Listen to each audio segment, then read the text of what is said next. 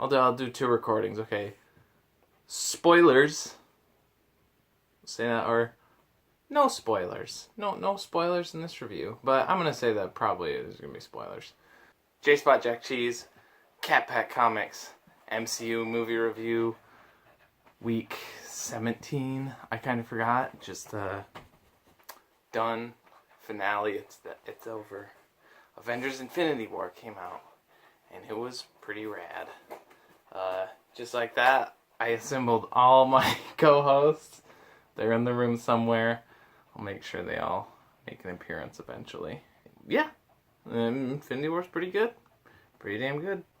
I couldn't believe that it was as long as it was, because it did not feel like that. And it didn't help that, like, the entire movie almost is pretty much like a climax to a movie, because, like, when it ended, I was like, I figured that was the ending, but still I was like, oh, it's over. Because, like, I knew that it was almost 3 hours long, and I was like, that did not feel that long. So, kudos on that. I'm always liking that, because, you know, that means that the movie is gonna, you know, pretty damn entertaining.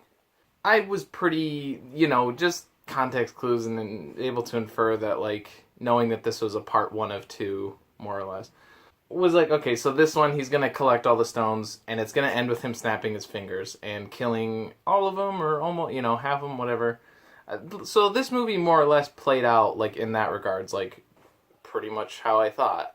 I was thinking that, like, the last shot of the movie would be him, like, just, like, zoom in on his face, and he, like, smiles and snaps his fingers and cut to black, but maybe that wasn't, like, that wouldn't be clear enough.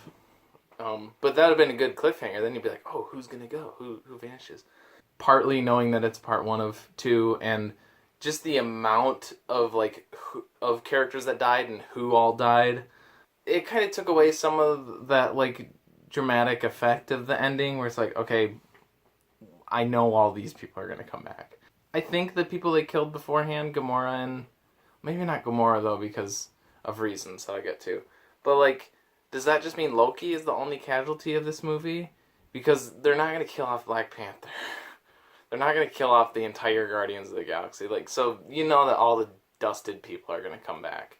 I also noticed that all of the original Avengers, sans Hawkeye, if he's going to show up in the next one or not, all of the original Avengers are still there. And I hope that was done on purpose to... I mean, I'm sure it was done on purpose. But, like, I hope that's done on purpose to get, like, have, like, the original team back together, plus a few extras. Oh, Rocket.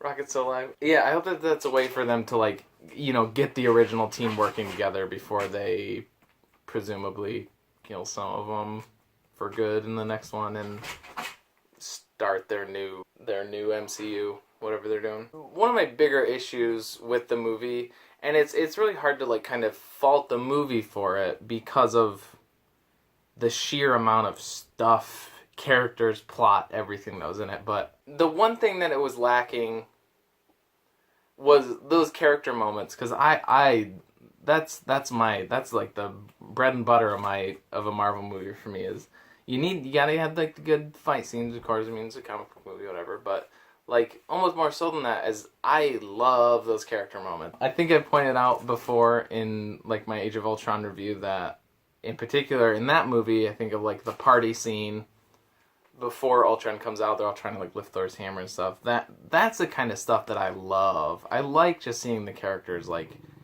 be with one another. That's why, like, a part of that movie that a lot of people get bored with, like, when they go out to the farmhouse, Clint's house.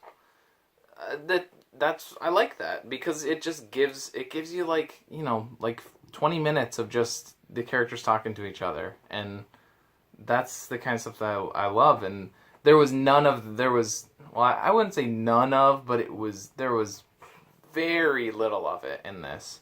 But again, it's hard to really say that that's, like, that makes it a bad movie, because there wasn't any room for it. It would have had to be, like, a 4-hour-long movie for them to have that kind of stuff. And also, it just wouldn't really make sense, because it's a very... The plot in this is very, like, time crunchy. Like, it seems like this movie almost was, like, real time, more or less. once they actually start interacting with Thanos and stuff, it seems like that was like the span of a day or something. Just because they're, it's constant. Like, he's teleporting and they're there. The action is all happening simultaneously. There's not really room for them to be like, let's sit and, catch up. But on the, like, if there was a way, like, even what there was, like, of them, like, meeting up and, Bucky and Cap hugging and, like, yay, it's just cool to see that. I just like to see that stuff. So hopefully that's what the next one does with the original team, at least. Speaking of, like, the simultaneous action and all that, it really felt like watching an episode of Game of Thrones or something, because you've got not as many storylines, but all these, like, different, like, storylines that you're following, and it's all happening at the same time, and, like, the first few scenes are strung together pretty well. Like, it's Hulk goes from the ship in the first scene to Earth, and it follows him there, and then... But then it kind of just started, jumping back and forth once they get split up proper. And I thought that was really cool. I really liked how they did that because, I like Game of Thrones. Even the way that another Game of Thrones thing is you're constantly worrying about the people you love just dying randomly at any point. And because that was hanging so heavily over this movie, it was kind of made it like Game of Thrones in that regard too. And also Peter Dinklage in, like, maybe the best fucking part of the whole movie. It was pretty great. And also just to have Peter Dinklage in a Marvel movie, that was cool. That's what they should do, actually, is instead of just make the 2 movies to have the character moments I want, they should just do, like, a 10-episode HBO series. Team up with D.B. Weiss and David Benioff, and boom, fucking just made you $5 billion more, Marvel. Except not, because it's not really how TV works. The other thing that I don't know how I really feel about is how it maybe totally retconned everything that happened in Thor Ragnarok. I was talking about in the Ragnarok review about how I really like how that movie ends and it sets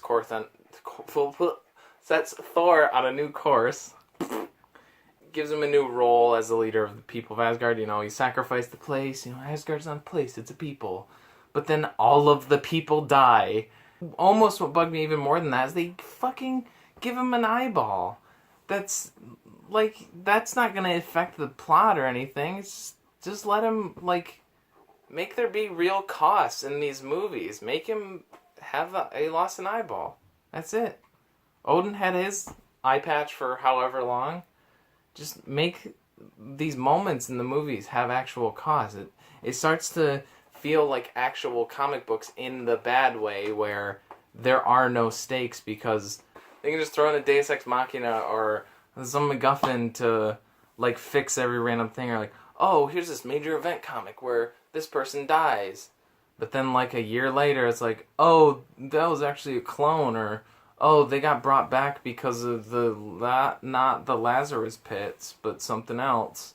At least the Lazarus Pits are, like, an established part of whatever. What I mean is, like, they have all these huge event comics, and then these huge event things happen, and the whole paradigm changing. The Marvel Comics universe won't be the same after this for a few months until we undo it, because, we need to keep sales up, and people don't like change. What's gonna be more of a problem with me is if they do undo it now.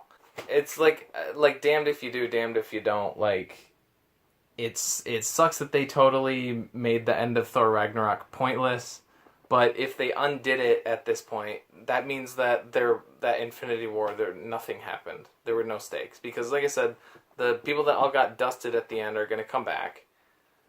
I'm pretty sure Gamora's going to come back because she died to give Thanos the Soul Stone, and there's, like, a whole thing with like, the Soul Stone has an alternate universe or whatever. Like, it like contains the souls of the people it kills, so that's probably where all the dusted people are. So maybe they didn't do that with Gamora because they wanted to, like, have some real stakes. But, like, if she comes back and if they undo all the Thor stuff, then nobody died in this. There were no, like, stakes to this movie, and that's kind of a bummer in that way, because you get the comic. It turns into the comics. Or Heroes, the TV show. What happened to that one later on? Oy. Thanos, though, is a pretty good villain. I heard talk that, they make him a sympathetic, good villain. But everything in the trailers, he just didn't really seem interesting. But they do a pretty good job of it. I like the little flashbacky stuff. I like how much screen time he got. If anything, like, he got more characterized. He got those character moments that I wanted for everybody else. But, like, he got it. And, like, you didn't even really know much about him before this. But so it was cool. It was like, it was almost like this was, you could have called this Thanos, Avengers Infinity War or something. Like, it was almost like a Thanos movie featuring the Avengers. Like a Captain America Civil War, but this was Thanos Infinity War. I thought that was cool. Especially if you take it that way, like they made a movie about a villain. That's cool. I totally believed when he, had to kill Gamora and he felt bad about it, and that his whole arc is really cool and believable, and yeah, that was pretty rad. And even the Black Order, like, I like that while they did have another faceless army of drones for them to fight, like they do in every Avengers movie and some of the other movies, but like, you have the Chitauri in Avengers 1, you have the Ultron drones and literal drones in Age of Ultron, and then you got the demon dog thingies, whatever they call them. So they did still have that, but at least he had henchmen who actually kind of felt like they posed a threat for real, and they were interesting. I liked all of them. I don't know, they were unique characters that weren't just like the main villain. That was cool. I really enjoyed that. It's exactly what you thought as far as like how, the first Avengers movie was those characters coming together, and it's like, oh, it's so cool to see Thor and Captain America meet each other, and like the Hulk and Iron Man and interact, and this was like that, times 10, exactly what you were thinking. It was everybody, and it was awesome. I'm glad that I did enjoy Guardians Volume 2 as much as I did, because like half of this movie probably would have been like insufferable. It's fucking like outstanding the way that the Russo brothers are able to make pretty much every character matter. Like, they all have something to do. There's so many fucking characters, and they all have like, they're not just there to be another like fist to punch at Thanos. They all have like their own purpose and reason for being in the plot. It's fucking crazy that they're able to do that. You got the guys who have their respective stones that they're trying to protect or trying to hide or whatever. But also Doctor Strange is like looking into the future to try to like do like battle plans, and he's the only one who can do that. Doctor Strange is in this a lot more than I was expecting. But it was cool. It was sweet seeing him like go one-on-one with Thanos for the little bit he did. The Guardians have their own thing that they're doing. They like split up. Some go like help Thor forge the Stormbreaker, and then the rest go to try to stop Thanos from getting the one stone, which they fail. Just everybody fails over and over again. Surprising how well they were able to incorporate the characters that they did into Civil War, and then they did it again like 10 times with this one. Like, it's just really crazy that they did that. I did not think that would be accomplishable, but it was. What's that? Yeah, you got it. And, even though I saw it coming, I didn't know everybody who, I wasn't like, oh, Black Panther's gonna get turned to dust, but even though I knew that, like, a lot of the people were gonna get killed or whatever was gonna happen, it was still emotional. Like, when fucking Spider-Man died, holy crap. I'm getting really sad. Even though I was like, oh, he's coming back. Like, it was like simultaneous, like, oh man, I don't want you to go, Spider-Man, don't. And also just for Tony, who, like, that was like one of his biggest fears, was leading Spider-Man to his death. And I always feel for Tony and his battles with, like, PTSD and that stuff, and that's not gonna help. And then when Groot went too, and Rocket, like, oh man, those ones were the hardest, because I love Rocket so much, and I feel so bad for him when he gets sad and stuff. the thing with the Hulk not being able to, or I should say Bruce not being able to bring the Hulk out, that was an interesting twist. I like that, and his whole like fish out of water, like didn't really think of that, but him like being like, oh, I don't even know who Doctor Strange or Ant-Man or Spider-Man are. Like I didn't really think of that. I was like, yeah, shit, he doesn't know any of those guys. And so it was kind of cool seeing him like come back in that way. Thor too, but they more like did it with Bruce and everybody meeting the Guardians and stuff. They're a little like scuffling, just kind of bringing them in. I like seeing although only a couple of them end up on Earth. Yeah, like half of them don't even go to Earth at all. I just like the thought of I want Peter to go back to Earth, even though he doesn't really have anything there. It's like, you know, it's his home. What it is, just seeing everybody interact like that. There's some fucking cool ass returns, like fucking Thor coming to Earth with the Stormbreaker was rad. Triplet intro of Captain America, Falcon, and Black Widow was fucking perfect. And just the various like team ups, like Doctor Strange, Spider-Man, and Iron Man. You know, that's different. Well, it was cool. Everybody like having their own thing to do in the movie.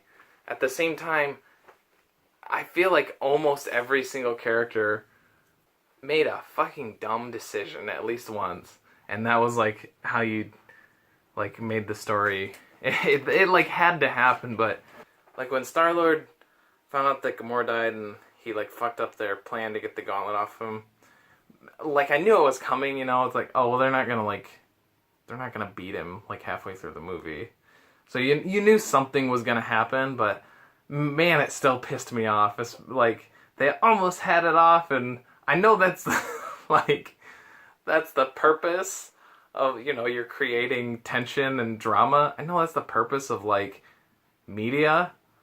Well, not like the purpose, but that was the purpose of that scene, but god damn it, did that irritate me.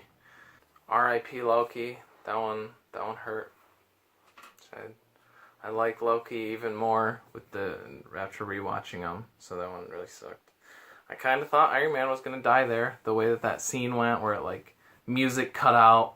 It was just that like no pun intended, like stark just shot of them stumbling back, and they shot it and they like did it like an actual death scene would be. So I thought it for a second. I mean, I haven't like mentioned everybody by name, but fucking there wasn't really like a low part. I'm definitely gonna go see it again. Even if I didn't, even if I was like on it, I probably would have to. It'd have to be like a two theater watch. Even though I knew like how this one was gonna go, like I said, I pretty much knew where it was gonna end up. I have no idea what they're gonna do with the next one. Pretty sure like probably the first half is them figuring out how to bring everybody else back. Get a little more focus on the characters themselves, the ones that are left, and then after that, you know, taking out Thanos for like once and for all. But I don't really know how that stuff's gonna happen. I guess I didn't know exactly. I mean, you kind of know where all of them are, because you know it's like, oh well, Vision's probably gonna die. Okay, Vision might actually be dead. He might not, because you know, Shuri could have maybe gotten enough of his consciousness out for them to like remake him or something. But Vision might be dead, so there might be an actual death in it too, other than the other ones I mentioned.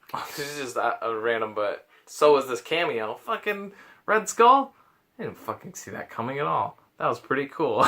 Even though I didn't really love that movie or like him in it in particular, like that was really fucking cool seeing him in that.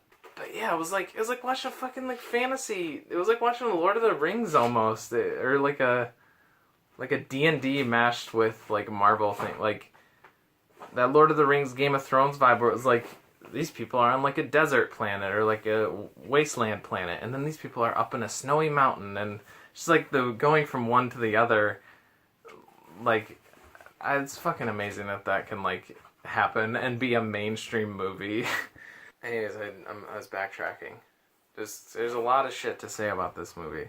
But yeah, anyways, so I don't really know. I kind of knew like more or less how he, or like, you know, what he had to do to get all the stones in this. There was a few surprises, you know.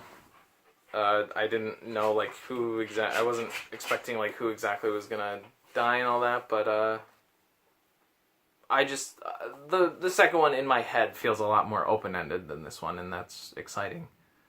Yeah, I'll cut off there. I feel like I'm forgetting stuff. I talked about this for I've talked about it for a while after the movie with my brother, so we'll see. There's probably stuff I forgot, but yeah, I'll just cut off there, and I'll say Avengers: Infinity War is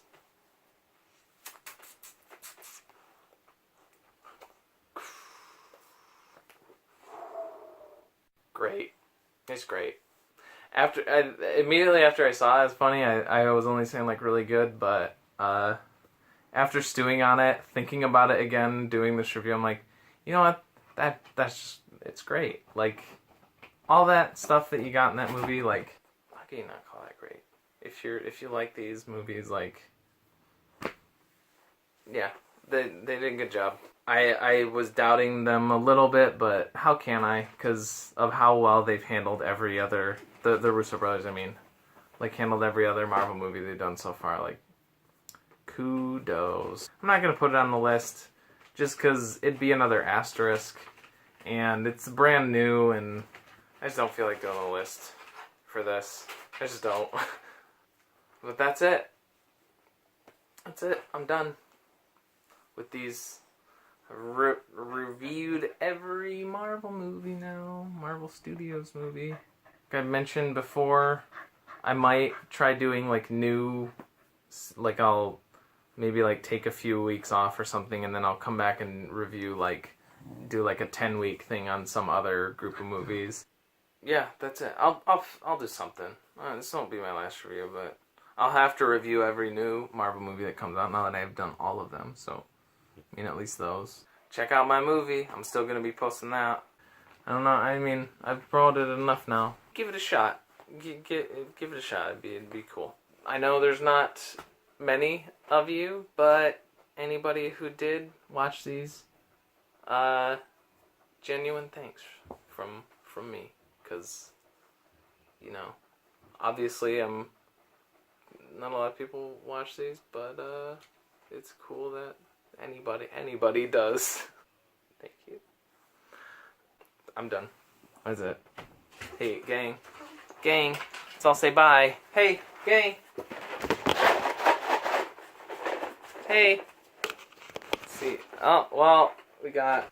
fuck it. Nobody's gonna... Alright, we're done. You guys did it.